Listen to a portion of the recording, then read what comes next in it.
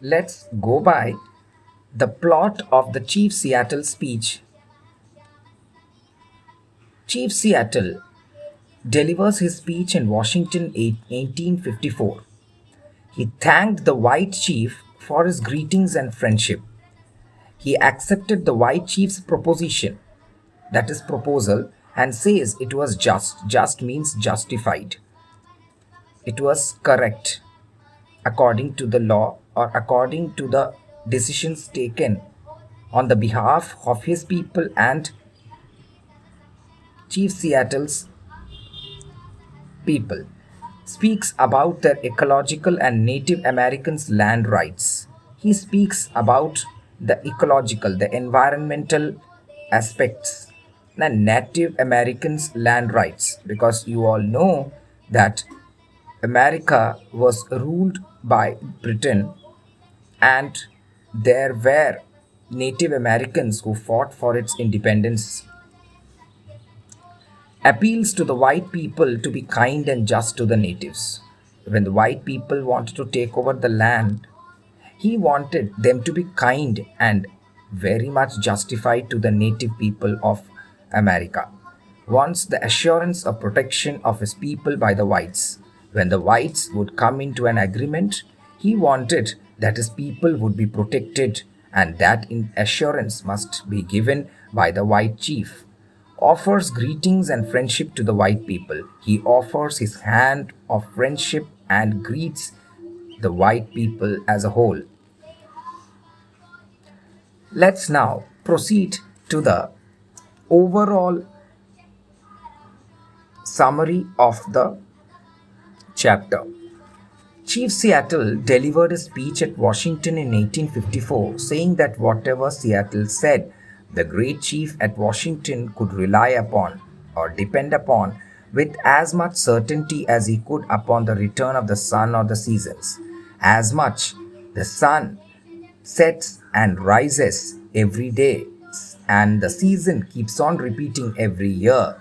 Similarly, Chief Seattle also said his words were very much to the point, and he would never divulge himself away from the words that he had given. His promises were promises to be kept, not to be broken.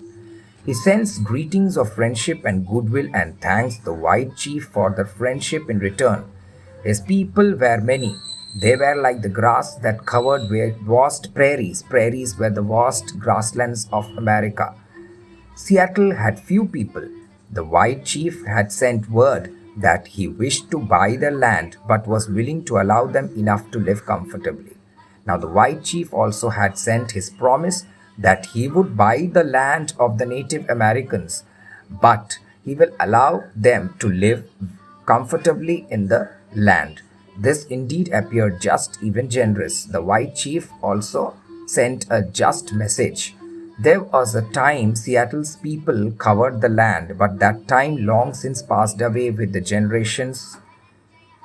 Youth now was impulsive, and young men grow angry at some real or imaginary wrong and are often cruel and relentless. He wanted to say that once upon a time, Native Americans filled the land, spreading over acres and acres of land, but now they have got limited because the younger generations were aggressive. It was very difficult for the old men and the old women to restrain them. Thus, it was when the white man began to push the natives' forefathers ever westwards. This was the time when the youth started fighting among themselves. The white people started showing their power upon the Native Americans. They started pushing and encroaching upon their land. But he hoped that the hostilities between them, that is, the Cold War, the indifference between them, may never return, as there would be everything to lose and nothing to gain. Everything would be lost. The land would be lost, the rights would be lost, and there would nothing to be gained. Seattle then referred to George Washington as our great and good father because under the leadership of George Washington on 4th July 1776, America gained independence or the 13 colonies of America gained independence to form the United States of America, which we see today, who promised the natives that if they do as he desires, he would protect them. But native God is not the colonizer's God. The colonizer's God was partial and could not renew the natives' prosperity. Now, listen to me. The native God and the colonizer's God means the mindset. The colonizer's God was partial. The kind of mindset the colonizer had was partial and could not renew the natives' prosperity and awaken in them dreams of returning greatness. They could not see the native people prospering. They are two distinct races with separate origins and separate destinies. There is little in common between them. The natives had very little in common with that of the white people.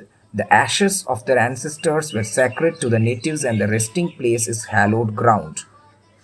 There was a ground where nothing could grow, it was totally barren, and over there the sacred ashes of the ancestors, which were revered generations over generation by the Native Americans, used to be kept over there. Even that was now under threat of getting encroached upon by the white people. The natives did never forget this beautiful world that gave them being. The native really revered the land or respected the land, and they wanted that land to be theirs and they could worship it. The red man has never fled the approach of the white man. However, he agrees that the white man's the proposal, seems fair and the natives would accept it and retire to the reservation offered to them. Now, when they have already been overpowered, Chief Seattle wanted to say to the white chief that there would be an agreement in which the native people, the red Indian tribe, would accept this proposal, and the white people would also allow them to continue their life in this land by letting them follow their rituals, customs, and this way they could live a just life comfortably. Then they would live apart in peace. Grim fate or serious fate seems to be on the red man's trail. Surely the red man was under a very serious threat of getting encroached upon. He compared the natives' plight means miserable condition, to that of the wounded doe. Doe means a female deer that hears the approaching footsteps of the hunter. Just imagine a female deer has received injury in its legs and it is unable to run, and still it can hear the sound of the hunter. Now, it totally depends upon the hunter's mindset for the doe to survive or not. He agreed to accept the white man's proposal on the condition that they would not be denied the privilege of visiting at any time the tombs of their ancestors, friends, and children. When their ancestors, friends, and children died, they were buried or they were cremated in the hallowed land. Now they wanted to have a visit to that land whenever possible to pay their last respects even if the encroachment happened.